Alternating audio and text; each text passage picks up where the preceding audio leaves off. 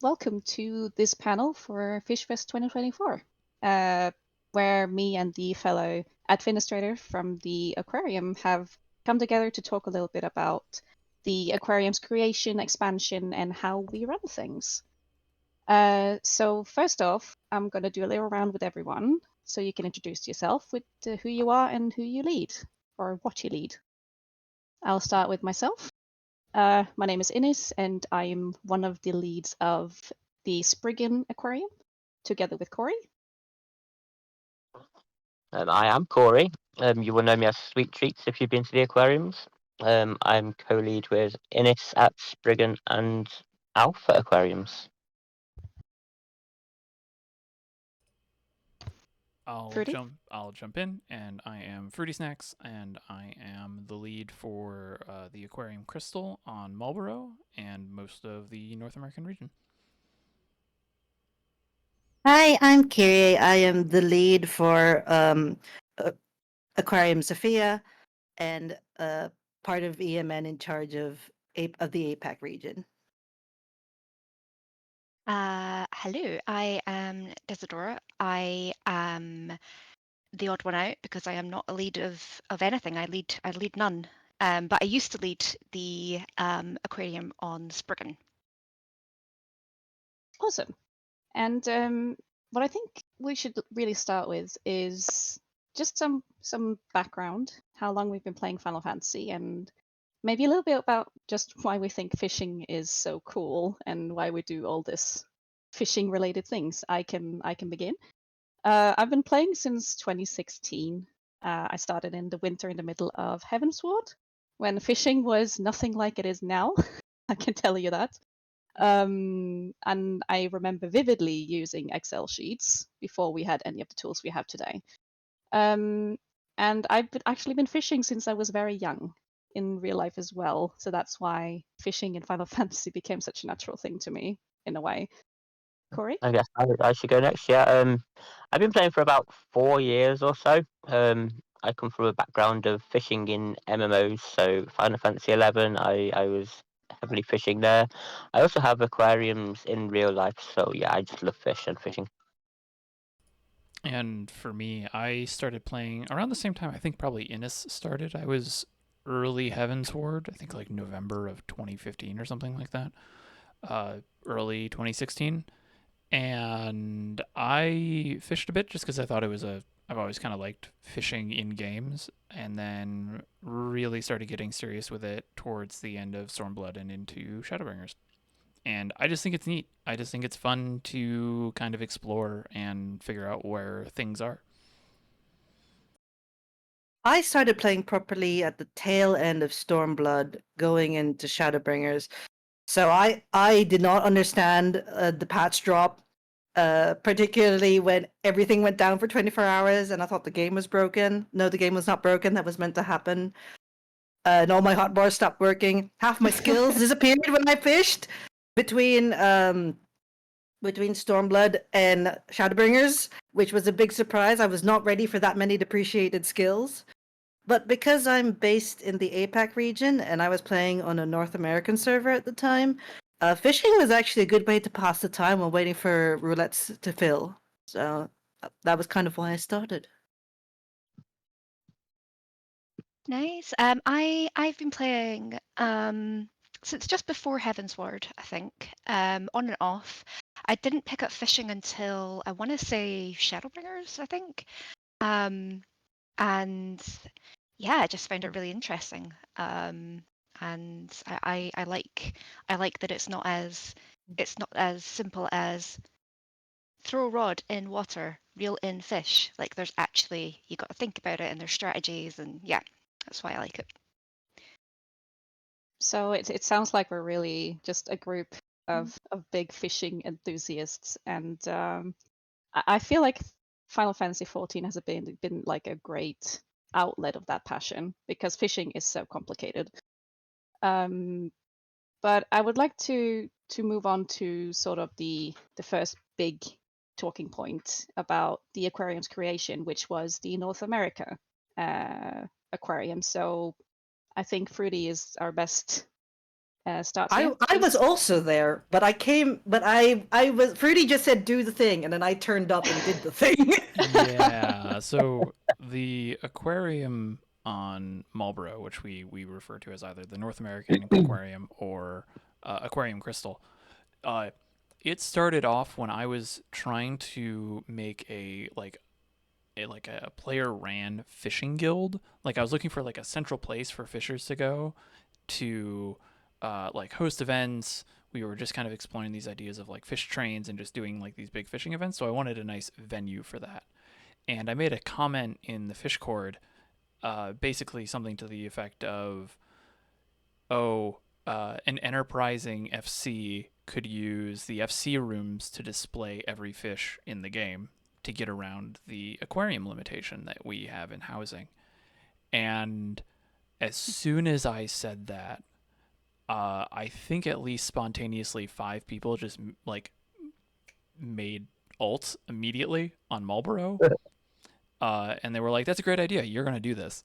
I'm like, but I don't know if I want to. And they're like, no, you're going to do this. You're going to do this. And before I could even object, they were like, I have a friend who might have a house we could use. And that's what we ended up using for the one location we have now. And so everyone was like, okay. And I'm like, all right. And I had to, at the time, we didn't have a list of every aquarium fish in the game that like as a resource outside of the game itself. So I had to go through, create that. We had to track where all the fish were. We had to go get them all because we caught them all, or we used ones that we'd already caught, and had to start figuring out like who was going to take what. And Kyrie got involved there in creating some of the side rooms, and we were trying to figure out like what's the best way to put this all together to make it easy for everybody. And somehow, like 28 days later, on what was it, May 1st, May 1st of 22, we opened, and we were like, it's an aquarium full of fish. People weren't going to be that interested in it.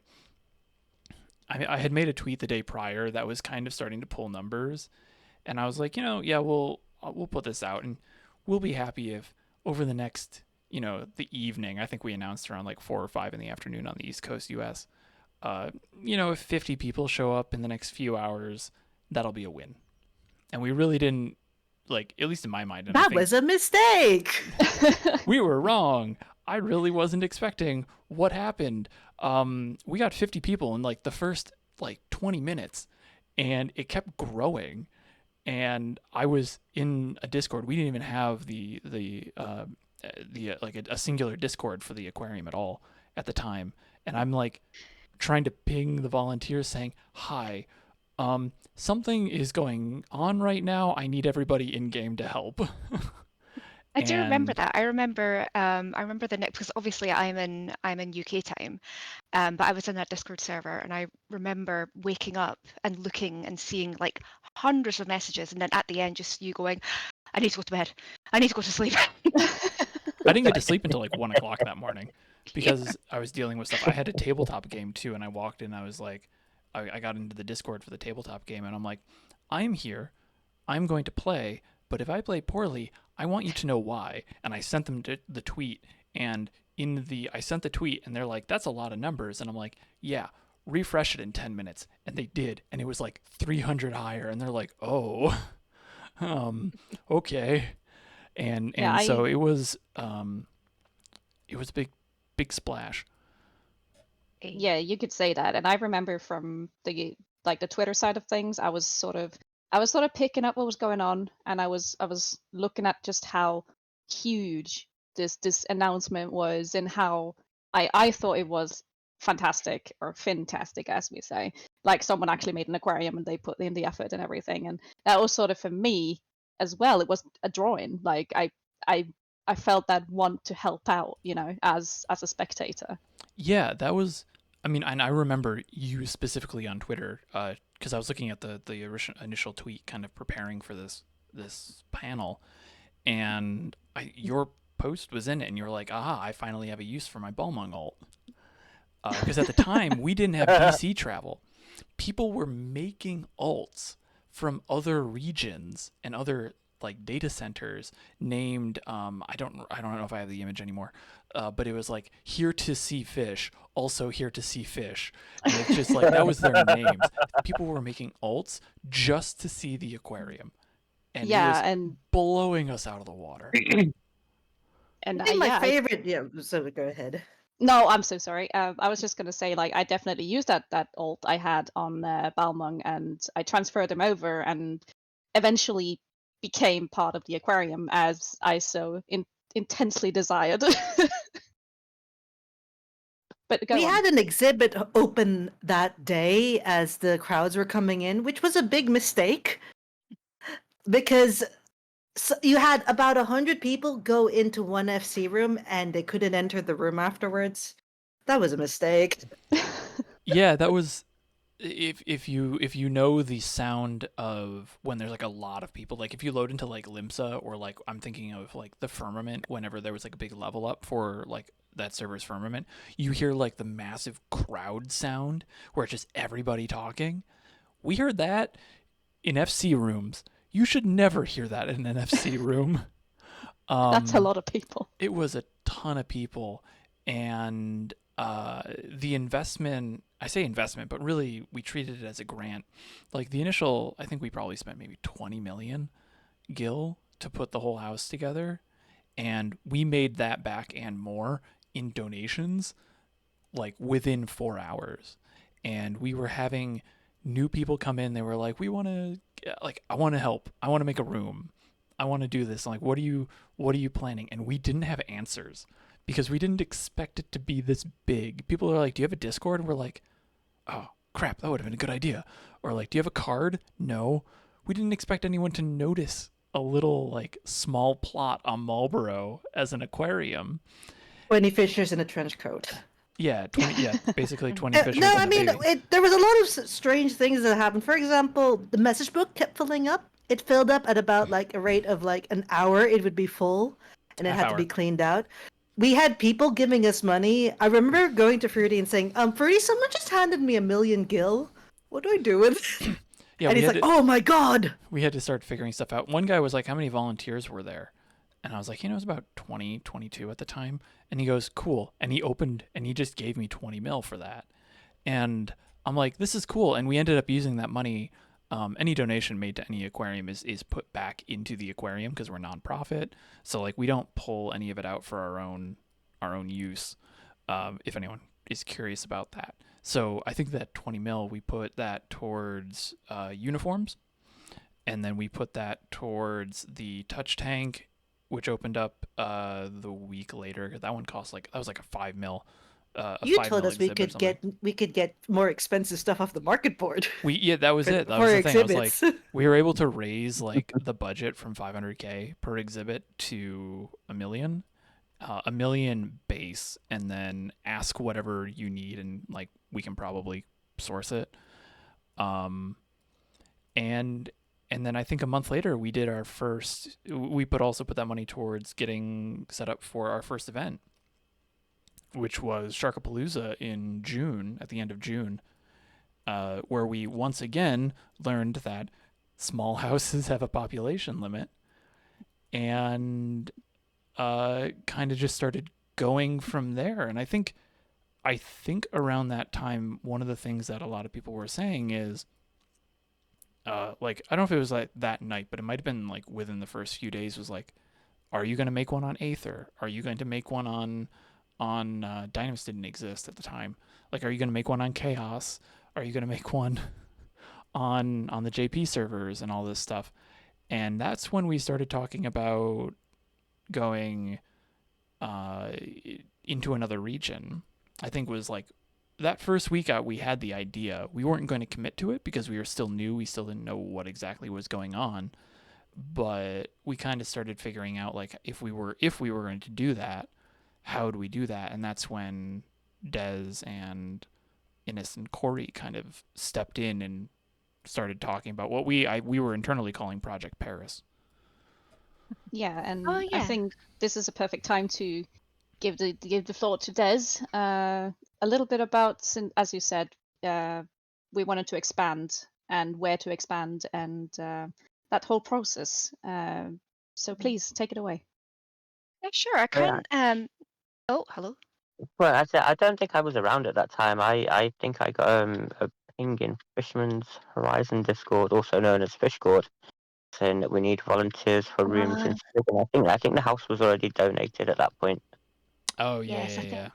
I think there were many pings in the fish cord looking Yeah. looking for people, because I think similarly to the NA aquarium, it all happened very quickly. I think we were kind of talking about it a little bit, and then we talked about it a little more, and then suddenly we had a house, and whoa, we're doing it. So it was it was cool. It was exciting. But I was really conscious because I wanted to do another full aquarium, so all of the aquarium fish in one house. That's what I wanted to do, but I didn't want it to be a complete copy of the one on Crystal because so many people were going over to visit that one. You know, what is the point in just creating a copy on another data center? So that was one of the big things for me going in, which is why we decided to go down the route of creating the rooms around, different biomes like freshwater and ocean and forests and things like that, which made it very interesting, especially when I discovered that the fishing log in game isn't necessarily super reliable. Yeah, we when it- discovered that there's a couple of fish that are caught clearly in lakes that are Yeah. listed as river, and I think Yeah. we took if I remember, you took this looks like a lake, thus it is a lake, despite Yeah. what the fishing log said. I also wanted to jump in and say originally we had planned for the European branch to be what we were going to call a discovery center, which was going to be like Yes. half the size or something like that, and then we just got, as Des was saying, it was like, okay, yeah, oh, we have a house, oh, we have a lot of people now, we can do the whole thing, and that's what we did. Yeah. It was. I think because on the EU data centers, they're a lot smaller than the American servers. So my biggest worry was going into it was, okay, are we going to have enough people signing up to make rooms? Even when we were opening, I was fully expecting, the opening day to be not super quiet, but and it certainly wasn't as busy as Crystal, but I was pretty taken aback at how busy it was. Oh yeah, it was busy. Yeah, it was wild. Yeah, it was. I haven't seen anything like that on EU data centers before. Yeah, it was awesome. Definitely. And I was only a volunteer at the time at EU. I'd just made my room and I was like, I remember being so excited because this kind of thing on EU doesn't really happen that much. Yeah. Like a cultural venue, or I should say in quotation marks, a culture venue. And it has nothing to do with clubbing, has nothing to do with, the typical venues that we see on EU. And it was new and it wasn't Crystal. So to see the reception we got and how excited people were, people leaving messages in the guest book, it was incredible that day. Yeah, it was a lot of fun. Opening day was, but in fact, opening weekend was really fun. It was so fun. I kept logging in to stand there with the party finder to advertise, to shout, because people came over. People were like, "Oh, there's an aquarium on EU." Oh, it was like I get so happy just thinking about that day. And how was the expansion into Oceania, Kiri? Was that similar?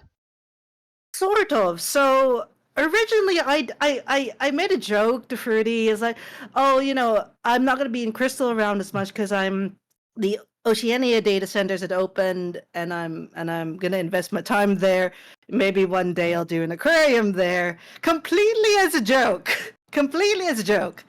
And then it turns out, a year later, after Materia got established a little bit, and the data center found its feet, that I thought about the idea again and then ended up doing it.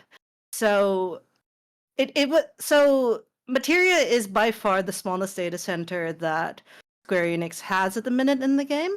So there was a lot of issues starting from, okay, where are we going to get the supplies for everything? Because aquariums are quite a hard craft in the game. They require a fair bit of specialized materials that are from time nodes or that are just annoying to make. They ain't cheap.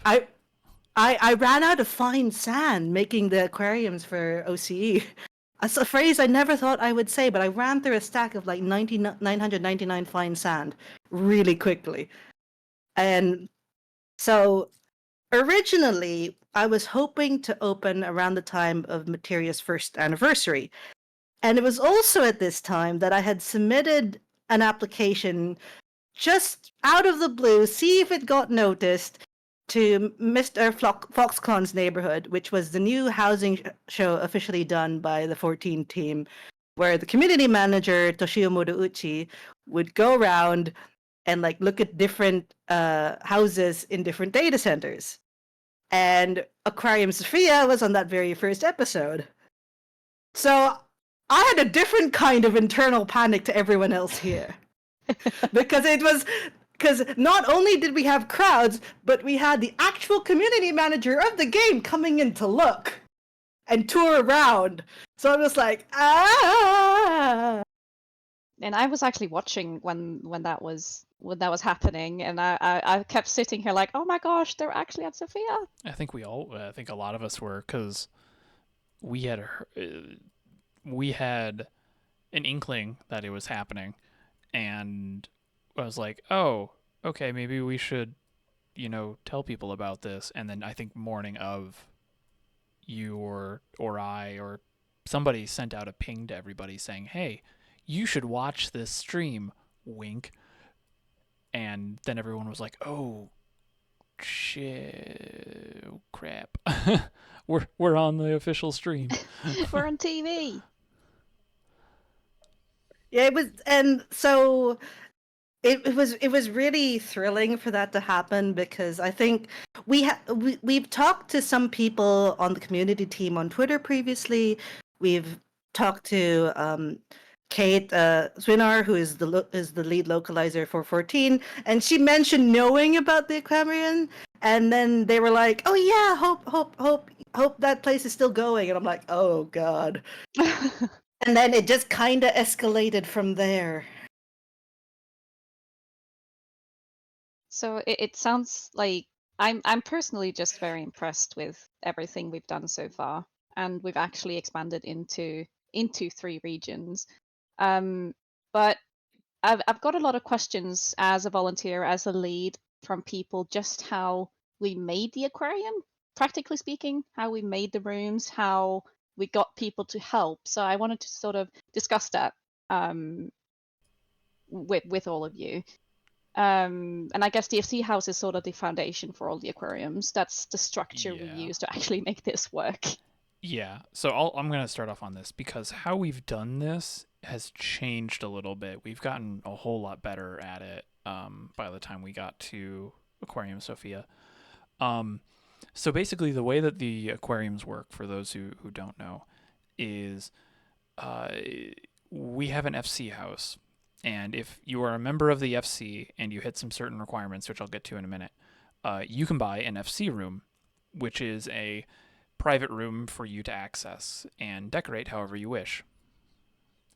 And so in 14, depending on the size of the house, you can only have a certain number of fish tanks of any size. So like a small can only have 6 fish tanks in the entirety of the house, except the private rooms, which are their own instances. They don't count towards that count. So what we do is we have people, volunteers, will make an alt character on Marlboro or on Spriggan or on Light or wherever we have a venue, and we will help them level it up, because you have to be level 50 and you have to be second lieutenant in a grand company. It doesn't have to be a specific one, just any grand company. You have to be second lieutenant to be able to purchase the room. And so once they do that, once we help them get there, we say, here's your budget, purchase a room, and we have a base template that all of our rooms followed. That if you didn't feel comfortable with housing, we have like a very basic step by step, like here's how you can put that together.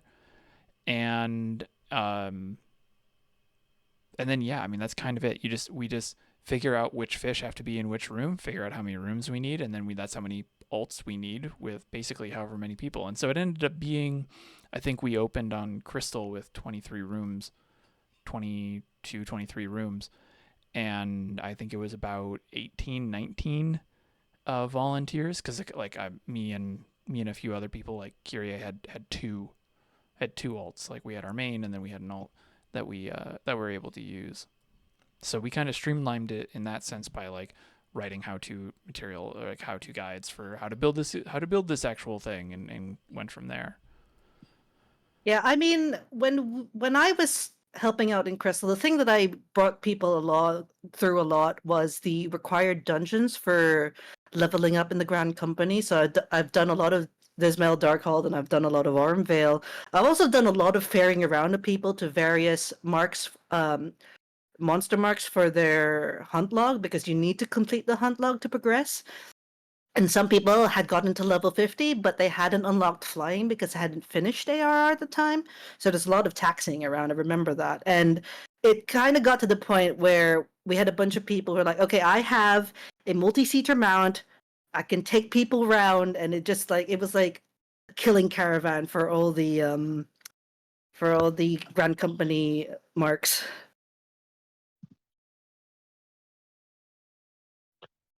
So I think sorry. no, I no, go. specifically remember when I joined as a volunteer, I had absolutely zero housing experience, and I specifically remember saying to Des, like, I'm worried about how to do the room.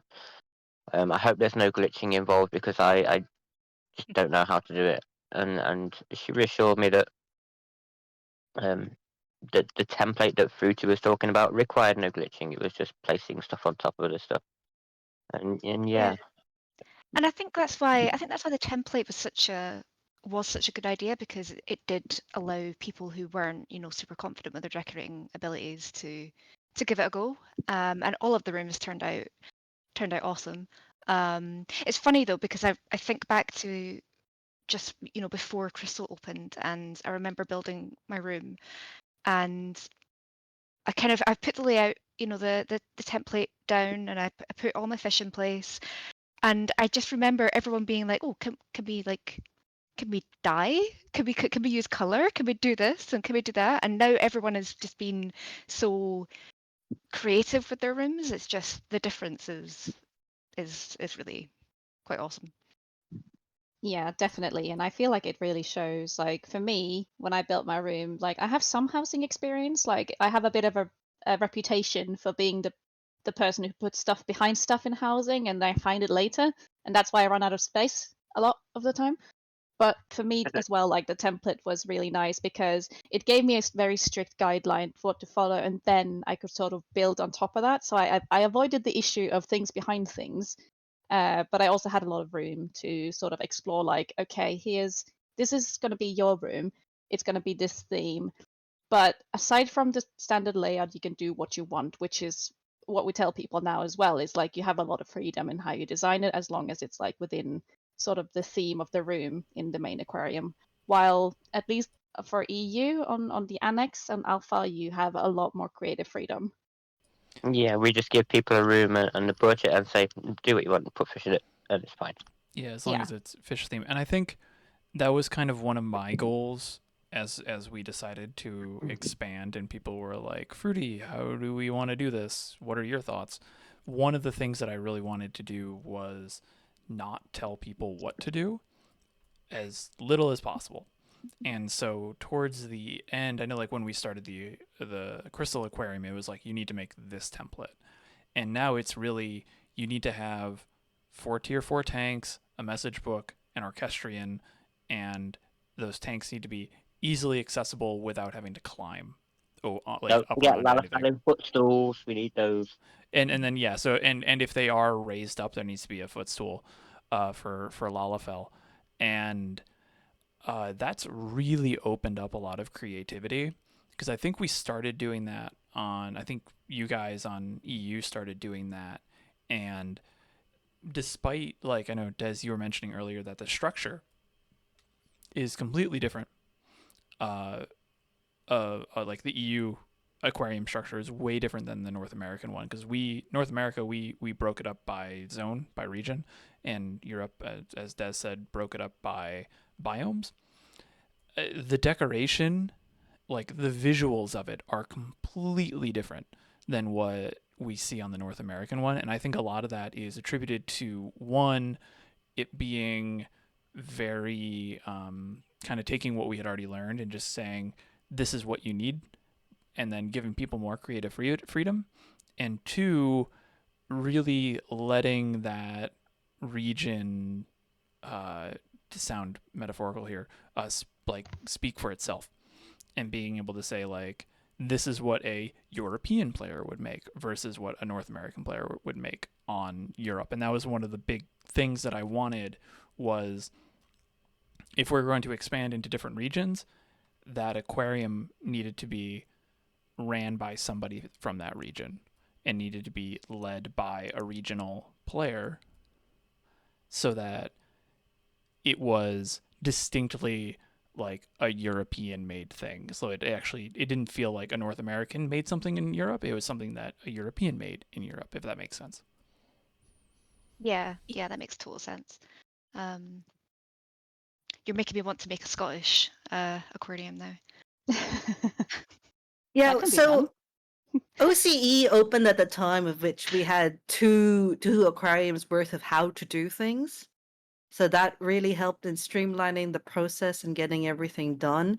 So we actually had a lot of the leftovers from NA and EU come over in terms of making the like aquariums, message books, just because they weren't being used in NA, and because transfers are still free to OCE, we just carted everything over, and it was practically a build an aquarium in a box, which was fun because it took a lot of the strain from me and a couple of other people who were kind of making making the materials for the aquarium, to just have all that material there ready for us to craft and just stick into storage. Because a lot of the thing that people don't realize is that there's a lot of crafting and a lot of gathering that goes into making like one room or one venue, because it's not just the fish that we have to catch, but it's also getting the aquariums and making all the footstools, and then these things take money, crystals, or a lot of gathering. So that's the other half of it. It's not just the fish, which is a big part of it already. There's also the actual decorating, in line with having our venues be a sensible and logical presentation of how fish are in game, which is why for Materia, because it is a smaller DC with a lot of sprouts, we actually went and did it by expansion. So rooms in Materia are themed by expansion as opposed to biome or the area that they're caught in, because that made sense for us as a younger DC with a player base that was relatively new to the game, so they could avoid going into a specific room until they got to that point in the story, which I've heard was apparently something people have done. They've only just like finished Heavensward, and then they didn't go forward, and then they did the MSQ, and then they came back, and then they had a better appreciation for what we were showing them, which I think is great. That's really cool. That's Yeah, awesome. we've had that when people request tours, which on North America, if you want to have a tour with your group, you can reach out to us and we can try and put something together. We've had people come in and be like, "Hey, I'd love to do a tour of the aquarium, but my group is just starting Stormblood. Can we get that, spoiler free?" And we're like, "Yeah, sure." We just know to avoid certain rooms now based on that, or not say certain things during the tour. So yeah, I also wanted to say that Kyrie, I was working with you on getting stuff into that aquarium in the box, and from my perspective, it felt like we were packing up a rocket ship and just sending off like an aquarium to like the moon or something like that is what it felt like. Because we were like, we really didn't want to have to do it multiple times. So we were like, all right, this is what we have to craft. What do we need? How much more extra do we want? Because we were accounting for new rooms and expansion. We didn't give you, well, I shouldn't say we didn't give you, because that's not accurate. We kind of were planning for the expansion, so there was more than was needed, and it was just kind of figuring all that out, and just it was very logistical. It felt like Tetris and sending a rocket to space. It was a very fishy rocket, that's for sure. It was a sidereal whale. Don't talk to me about that fish, please. But the aquarium it takes a lot of resources. It takes a lot of money. It takes a lot of time from people. But I think this is a good point to sort of say thank you to everyone who donates to us, who helps us do these things, who buy our fish and give us the funds to actually do this. And I also just wanted to bring up that we read the books in all our aquarium. We see like the lovely feedback we get, and it's so fun to come back as a lead every day and see, is there a new entry? Oh, what did they say? Did they like it? You know, and that's a really big highlight for me as a venue lead. Just to add to that, if you're not aware, if a message book is full, our kind of procedure for dealing with it is we take a screenshot of every message and we clean it up, and then that gets posted to an internal channel on our Discord. So every comment is left there for us to reference whenever we want. And sometimes you scroll back through it and you go, man, this really happened. Yeah, and I know, Ines, you were saying like we come in every day to see if there's a new message, and I know for at least North America, and I feel like Europe, whenever I go, there's always a new message. Yeah. It's like an email every morning, and we do read them all. We do, like Kyria was saying, we do keep track of them. I think we for North America at least have a record of every message book entry Sorry, my after Discord. the first day. Because I think we didn't even I don't remember if we kept the first day or not. I know we kept some of them. We did. Then we did. They were moved over. You're right. Actually, now that I say that, I remember I asked somebody to migrate them over from our old Discord to the new one. So yeah, you're right. We do have everything. So yeah, we have a copy of everything, with the exception of like a handful that were spam. I just deleted them because they didn't need to be saved. But we do keep them all, and we read them, and we greatly appreciate them. And again, thank you. Yeah, thank you. We are just crazy fisher people. Like, we didn't expect this at all. I greatly appreciate all of the Jurassic Park references in my annex. Oh yeah. I'm so happy. It's a great room. Yeah. I really love the what you did with the dinosaur. It's so cool. Every time I come here, I'm just like, Jurassic Park. But yeah, we have sort of reached the end of this panel, but there are some questions that we've gotten from people that I would like to answer with all of you. So I can just jump to the first one, which comes from Dia, who asks, how do you accommodate new fish after the aquarium is already built? When a new fish are added, do you make a bigger exhibition for them until more new ones come out? Do you just make a new room for them and move on? Something else entirely? That is a question that I feel like we're still trying to properly solve. Yeah. But it's also dependent on the region. Because for North America, we have it based on zone. I know all of us have a master spreadsheet of every exhibit and all the fish in the exhibit, and at least for me, it's down to like the specific fish tank. And so we're able to see where there's duplicates, and if we're able to slot a fish, like a new fish, into one of those areas where there's a duplicate, we will reach out to the exhibit owner and say, hey, we need you to, can you just pull this fish out and put this one in, and we'll provide it for you. And when they'll do that, Yeah. for when we run out of space though, that gets a little bit trickier because it will depend on which zone needs like the new room. So for North America, and I'll leave it to Ines and Corey to talk about Europe because I know you guys had a different approach.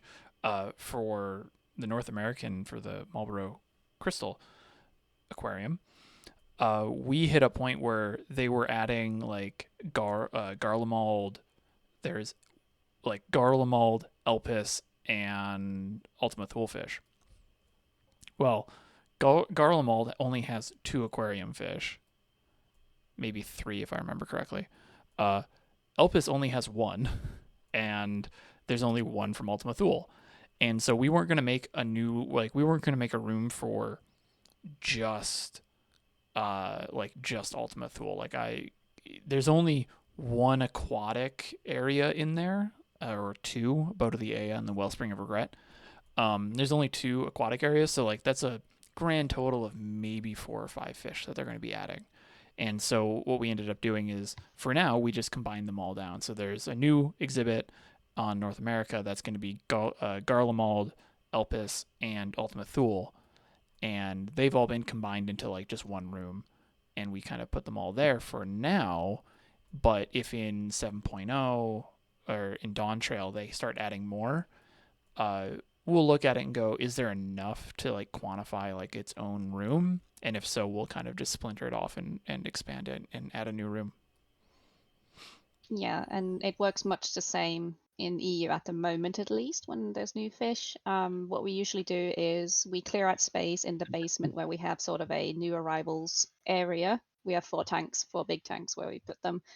And then we remove, or quote unquote remove, we fish them over again, the ones that were there, and sort of distribute them to the rooms we already have where there's duplicates, like Fruity said. But we have been talking a little bit about we might need some new rooms coming up, because ocean fishing, among others, have gotten a lot more fish, and we sort of wanted to accommodate that. I think as well on EU, it's because of the rooms being based on biome as opposed to area. It's a lot easier to slot fish in where there's duplicates. Yeah, Yeah, I it's think just when the aquarium was getting built, I did, knowing that there would be expansions and knowing, you know, that it was coming up and we need to prepare for it, I did have quite a few rooms with quite a few duplicates, and that worked out pretty well because it meant that we could just get rid of those yeah. I mean, duplicates, put in new fish, and yeah, even today, we're still clearing out some of these duplicates to make room for the nice. new fish. So yeah. Yeah, it works See, really I've well. got good ideas sometimes. Yeah, it was a brilliant. The biomes genuinely probably would have, because I've noticed we've had to add. Oh gosh, we've had to add. I think we're at 33 rooms now, so we've definitely added at least 8. I think one of those was in a special exhibit, so at least 7 expansion rooms for mostly Ruby Sea, Thavnair, or ocean fishing. And to Ines' point with ocean fishing, that's kind of been the pain in our side, was we have to go and catch the fabled legend fish. So we had to go, to put it in a room, the room owner had to catch Sothis and Taniwa and what was the other one that was added that I can't remember? Coral manta. Romanta. Coral manta, thank you. Like we had to go and individually catch that. So we just had to add a room for that one, and then eventually we just were like, there's only going to be one alt that's going to be focusing on just ocean fish. And so in the future, if there's any new blues that are going to be added, that one person is actually going to go and catch it, and it'll go into that room specifically. So that's how we came around that. that In issue. OCE, it's a slightly different philosophy because the only room, like having the knowledge that that the places that we're going to get fish were mostly going to be the Ruby Sea, Thavnair, and perhaps some other areas in Endwalker, meant that I had to just focus on the 2 Endwalker expansion rooms. So we don't display every fish in Oceania. This was the choice on our part to give a more compact or like try to storytell the story of the game through fish, and it also is to account for the smaller population that we have. So as a result, it's like I've only changed a handful of fish here or there, and mostly they've been in Endwalker rooms. But not gonna lie, there's it's coming to a point where we might just have a Ruby Sea annex room where we're gonna shovel the extra fish there because I don't know whether it should go in the Stormblood room or anywhere else, but it's gonna be another problem. It's a Yeah. constant battle of, because we won't know what fish are being added. There's really it's not a ton of rhyme or reason to it. The only thing we do know is a fish that's added in 6.5 is not going to be an aquarium fish in 6.5. The earliest it will be is the next patch, like the next major patch. So that's like the only consistency that we have with our aquariums that we can plan for. So Keep everything. yeah, we don't really have there's no like, I guess the procedure is really, can it fit into an existing room? No. Okay. Can it fit does it need a new room?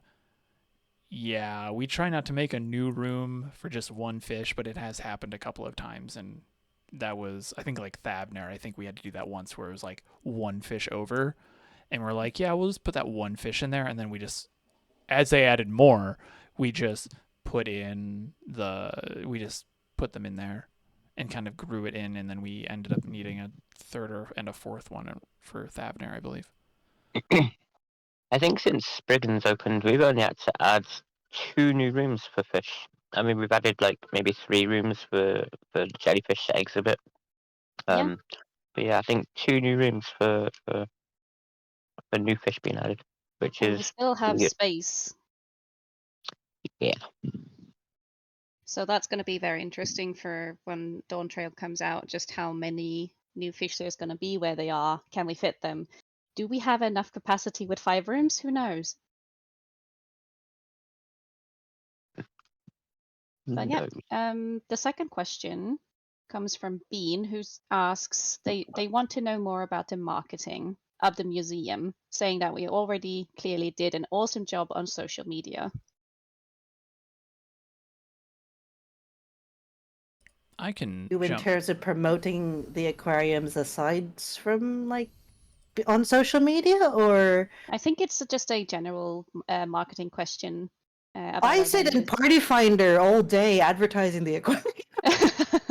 Because I work from home, so sometimes I just leave myself there with the address and be like, come visit, and then people come visit. Yeah, I See- do the same, honestly. It's not on socials, but it's in Final Fantasy. Like, if I have a day where I don't do much and I'm on Chaos anyway, I'll just put up a PF. On North America, we don't do that. We don't do PFs at all. Mainly because there's so many other ones that like it's not going to be helpful at all. So we don't really do anything with that. In terms of marketing, though, like we'll put out a video whenever there's a new expansion, and that's going to be per region. So like when the jellyfish exhibit was added, we had a very, like, it's just a little teaser to let people know. And that gets posted onto the Eorzean Museum Network Twitter and YouTube channel. But for stuff beyond that, we don't do all that much marketing for various reasons.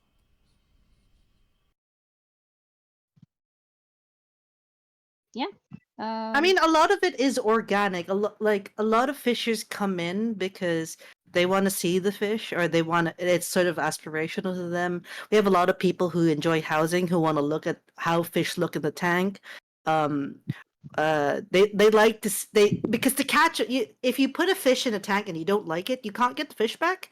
It gets destroyed permanently. So it's to save you the trouble of getting a fish that you may not like. It gives you a chance to look at it, and someone's gone through all the trouble of catching it for you, which we've had people say, this is a great resource because this kind of documentation online was very hard to find prior to the opening of the aquariums. I think as well, a lot of the visitors through the doors is just from word of mouth from other people that have been there. Like we have a lot of messages saying, "Oh, I'm gonna tell all my FC and all my friends that they should visit," and you get messages saying, "Oh, someone told me I should visit. It was a great choice to do so."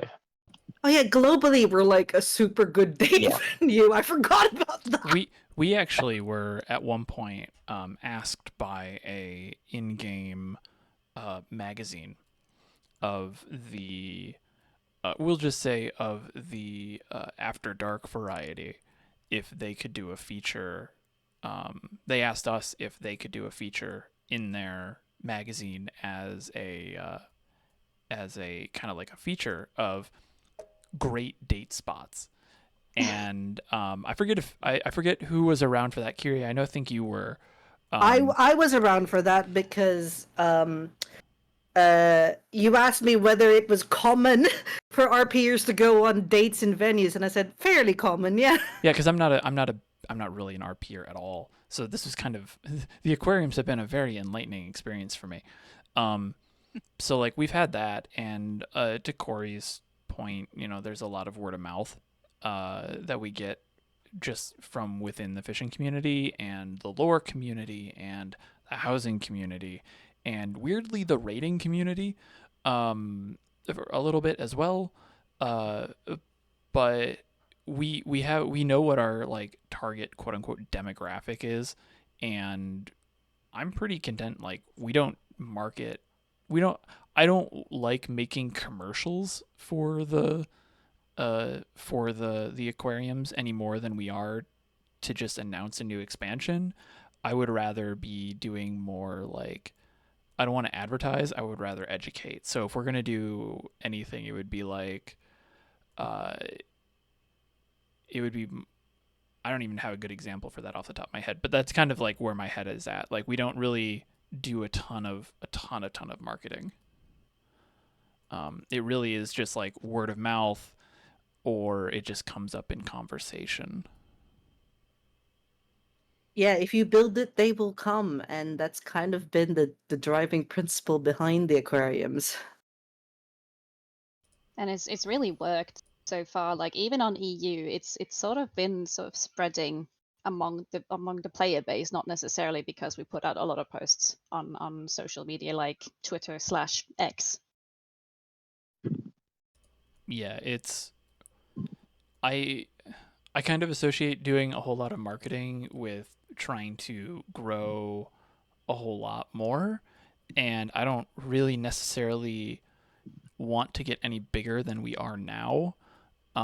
I would rather get way more comfortable at our size and get a lot more foundation before we do that, because I know that there's a lot of challenges still that we're trying to figure out, because there's a lot of aquariums in the game, but there's not a lot of aquariums that are ran at this at this scale. I think when it comes to like just in-game venue management. Yeah. Well, thank you everyone so much for being with us today for this panel, and for all of you for sitting down and talking about our wonderful aquariums. So to end things off, I just want to have everyone say where you can find us and visit us in Final Fantasy, and I can go first for Chaos EU. On Spriggan, you can find us in the Goblet, Ward 20, Plot 34. If you would like to visit the EU Annex, we are at Alpha Lavender Beds, Ward 4, Plot 49. If you want to visit Sophia, we are in Ward 1, Plot 58, in the Lavender Beds in the Materia DC. And for the North American Aquarium, we are at Ward 16, Plot 59 in the Lavender Beds, and our annex, which I don't know if we fully actually explained, but basically they're just like, we ran out of space in the aquarium, or we had a whole bunch of ideas for things that we didn't want to do in the main building, so we just made a second one. Sorry, we didn't explain that, so I wanted to get the definition out. That is fine. But the annex is, as Corey mentioned, the EU one's on Alpha, and the North American one is also in Ward 16, Lavender Beds, Plot 47, just down the road from the Eorzean Aquarium. Happy FishFest!